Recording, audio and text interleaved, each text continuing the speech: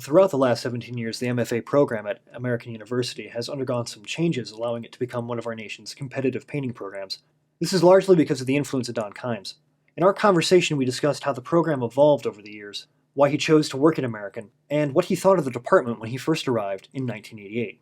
The school with absolutely the worst facilities, but I thought made probably the most potential was AU. They had 39 part-time graduate students sharing a space that was maybe around 700 or 800 square feet. And they had me do a critique, and everybody put their paintings up, and every painting looked the same as the painting next to it. I think you can't have a lot to say if all you can say is how to do what it is that you do.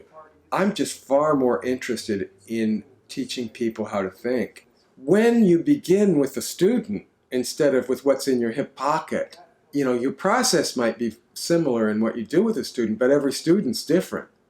And so it doesn't come out the same.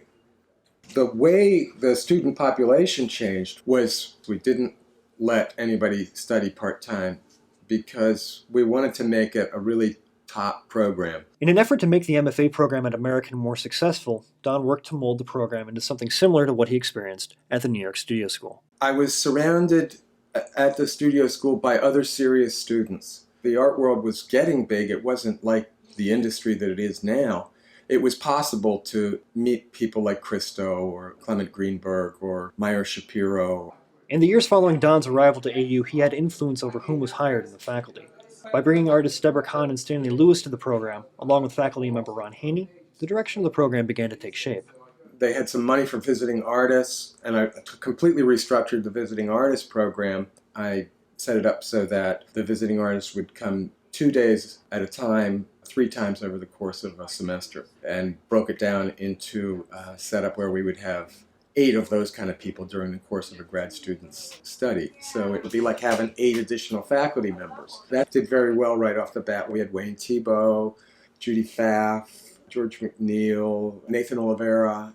Really good people, really serious artists. Thanks in part to his relationship with Cy Katzen, and a proposal he submitted to AU President Ben Ladner to change Casella into a flagship building for the arts, Don helped move things forward with the construction of what is now the Katzen Center, along Massachusetts Avenue. I said, we shouldn't be building this building on the back end of the campus. We should be building it right out on Massachusetts Avenue, bringing all the arts together under one roof. The synergies that makes possible are closer to what the reality of my experience in New York had been.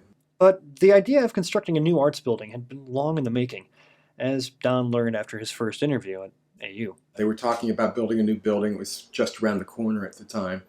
Later, that was 1988, and later I found an article from 1960 that was about the new building that was just around the corner at the time.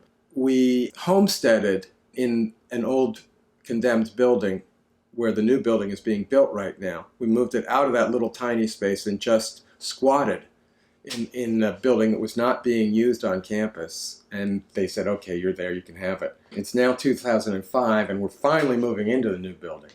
After a sabbatical outside Tota, Italy, Don thought of ways to expand the program so that MFA students could take advantage of the Italian experience. After first developing a summer program in Perugia, the program evolved over the last decade into the only accredited 2-year MFA program in Italy from the United States. It splits its time between Rome and the small town of Corciano outside Perugia. This program allows students the opportunity to explore the breadth of Italian art, from the surviving art and architecture of antiquity, through the Renaissance and Baroque, and into more contemporary realms of arte povera.